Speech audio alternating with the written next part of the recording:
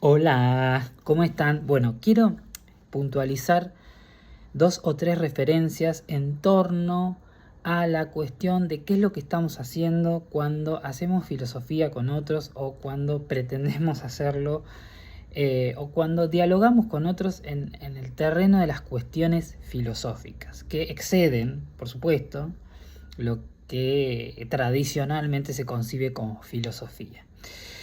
Em, y, y esta cuestión de cómo filosofamos con otros se entronca con qué es filosofar, qué es la filosofía misma como ejercicio.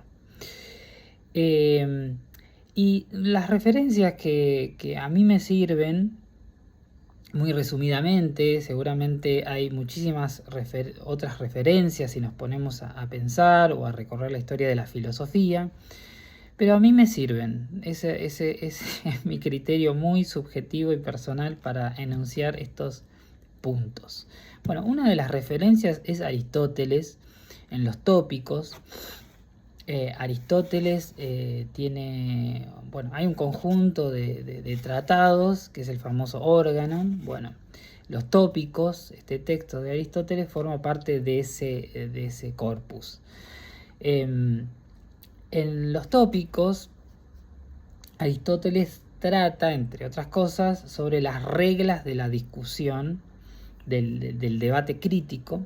Eh, bueno, diferentes cuestiones que tienen que ver con la dialéctica, ¿no? Esto que hacemos cuando dialogamos con el otro en un marco filosófico, ¿no? Pero no solamente, creo yo, estrictamente filosófico.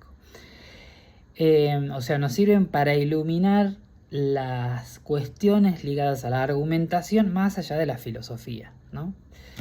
De lo cual hace que la filosofía siempre tenga unos límites muy difusos. Pero a lo que quiero aludir es a lo que es la disposición o la posición filosófica, que no es cualquier posición, o sea, no cualquiera está en la posición de pensar con otros, de intercambiar, de dialogar. Porque bueno, puede haber otras posiciones, no es que sea obligatorio tener una posición filosófica.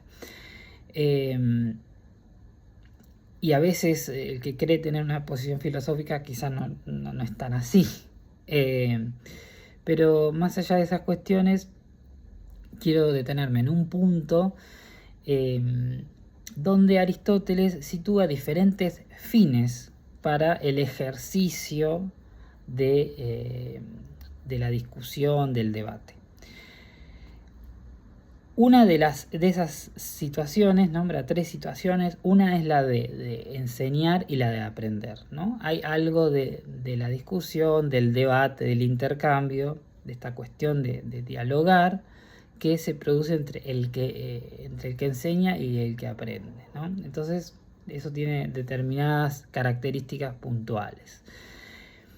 Pero no me interesa tanto ese punto. Me interesa la dicotomía que podemos establecer entre la competición y la investigación de la verdad.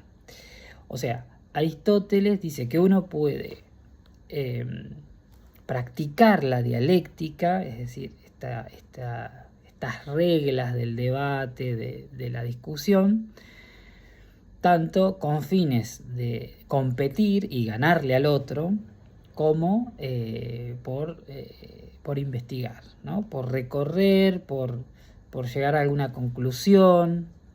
Obviamente que podemos discutir hoy en día si pensamos en que podemos llegar o no a la verdad, de qué manera, qué entendemos por eso, pero ese contrapunto entre la competición, porque las personas a veces discuten para competir. Y hay maneras distintas de competir. No es lo mismo alguien que presenta un punto de vista dogmático, que dice, este es mi punto de vista, que aquel que lo hace mediante la argumentación, mediante las razones, mediante la admisión, la posibilidad de que el otro, si da mejores razones que yo, me pueda refutar, Bueno, un montón de cuestiones. Eso se puede ver, por ejemplo, en los diálogos de Platón, donde hay algo de la competencia, ¿no? Por ejemplo, en el Simposium de Platón. Y eso es válido, ¿no? Eso también es una forma de la filosofía. Después está la competición salvaje, que no busca ningún tipo no busca razones ni ningún criterio de razonabilidad, simplemente imponer el punto de vista, ¿no? Eso creo que sí queda por fuera de la filosofía. Eso no es una disposición filosófica. Y todos hemos incurrido en una posición no filosófica, seguramente muchas veces en nuestra vida, sobre todo cuando estamos en la urgencia, etc. Pero son posiciones distintas. Bueno, otra modalidad del debate crítico, del dialogar, de esta cuestión de intercambiar cuestiones en relación a preguntas filosóficas, es la de buscar la verdad, ¿no? En esta especie de acompañamiento, los dos estamos buscando algo que no tenemos, y creo que es un marco muy propicio para, incluso en el punto donde el debate se convierte en una pequeña competición, incluso cuando eso sucede, el marco general de buscar la verdad, ¿no? Buscar algo que no tenemos claro del todo, y que eso se encarna de algún modo en los diálogos platónicos, ¿no? Donde aparece Sócrates como figura central. Bueno, es un marco que me parece muy propicio para poder sostener algo del ejercicio filosófico, aunque nunca sea puro, ¿no? Aunque nunca pueda ser del todo riguroso, aunque nuestros prejuicios se colen, etc. Bueno, otra referencia justamente es Platón, en esta diferencia que aparece en varios lugares entre... o sea, vimos la referencia de Aristóteles, era este pequeño punto, esta diferencia entre investigación de la verdad y competición, que me parece que está bueno analizar por qué estamos haciendo, ¿no? Cuando debatimos, cuando intercambiamos ideas, bueno, cuando cada uno presenta argumentos, cuando se presentan dos puntos de vista diferentes y cada uno lo defiende, bueno. Y después, bueno, está esta otra referencia que me parece súper interesante, que también habría que replantear en algún punto, o podemos enfocarla de diferentes maneras, pero bueno, Platón hace una diferencia entre la sabiduría, la opinión verdadera y la ignorancia. Empezamos por la ignorancia. La ignorancia, llevándolo a términos muy llanos, es el que cree que sabe. Como cree que sabe,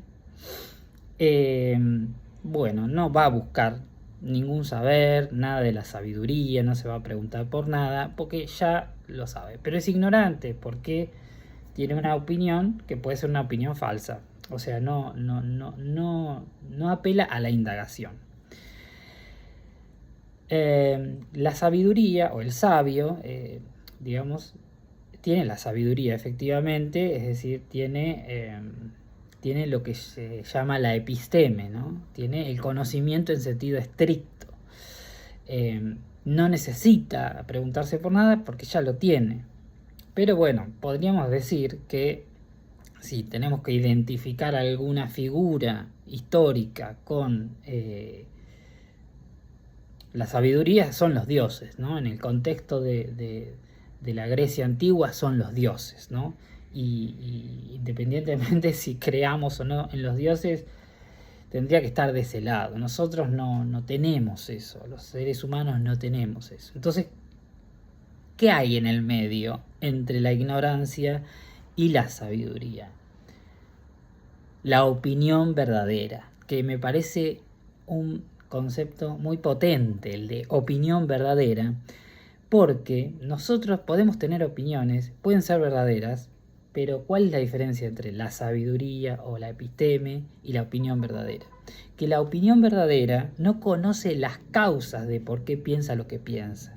O sea, yo puedo estar afirmando un montón de cosas en este momento, pero no sé bien por qué digo todo lo que digo, en qué fundamento lo que digo, y quizás es verdadero, pero yo no sé por qué, no entiendo las causas, las razones. Puedo tener alguna intuición vaga de por qué afirmo determinada cuestión. Digamos que me parece, me da la impresión de que la mayoría de nuestro, o gran parte, ¿no?, de nuestro saber cotidiano, de nuestro discurso cotidiano, tiene que ver con la opinión verdadera, ¿no? Obviamente, también está la opinión falsa por doquier, ¿no?